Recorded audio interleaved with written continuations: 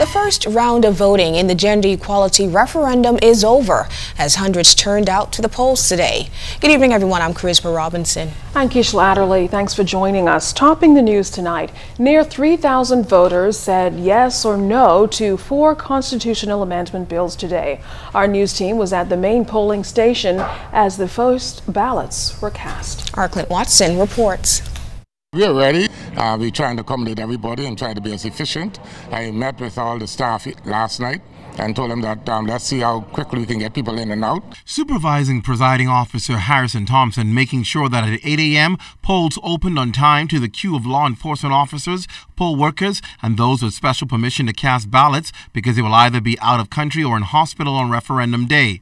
Most of the voters turning up did not want to speak on camera about their views. However, this voter in particular was proud of his conviction, and he turned up within the first half hour of polls opening just to cast his ballot in the Killarney constituency. Thumb inked and all, Deputy Prime Minister the Honourable Philip Davis says he will be in his constituency of Cat Island, St. Salvador and Rumkey on referendum day, June 7th, so he wanted to cast his ballot early. He called the process smooth with no hiccups. It's straightforward. It's very clear.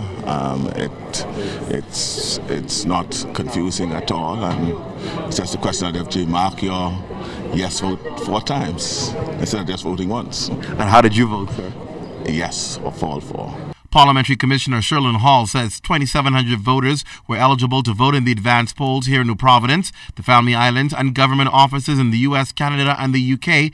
In fact, in London, which is 5 hours ahead, already saw some 10 out of 22 voters casting ballots when their polls opened. Basically, a referendum is the process and the procedures similar to the general election. The only difference that we are not voting for candidates, we're voting for questions. Now, interestingly, while this has been touted throughout the entire process to not be a political one, politics still plays a key role, and here's how. Only representatives from political parties who have representation in Parliament. So those, I call them observers, but I call them representatives or agents. They will have to present a letter from their party, 1 representative per polling station. In this case, 1 representative per constituency. So they must present a letter to us signed by the chairman or the leader of the party, the chairman preferably or the secretary, and then we will allow them to observe the process. Okay. What about the yes and no campaigns? Are they allowed to have representatives? I have no legal advice on them, and I can only speak to what's in the regulations. Remember now, Clint, the same regulation we used in 2002, we're using again 2016. Now, this information didn't sit well with those representing the Yes Vote campaign, who argued that action should have been taken to make changes. Valentine Grimes, a supporter of the Yes Vote, spoke with our news team. Well, the truth is that I had made representation that provision ought to have been changed, where the representatives of the yes or no vote were being nominated by the chairman of the political party in Parliament.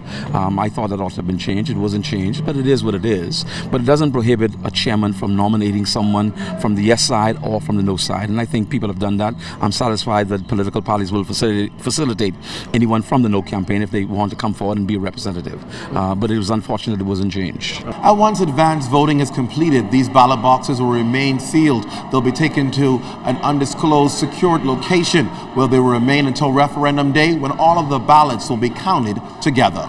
At the National Stadium, Clint Watson, ZNS Network News.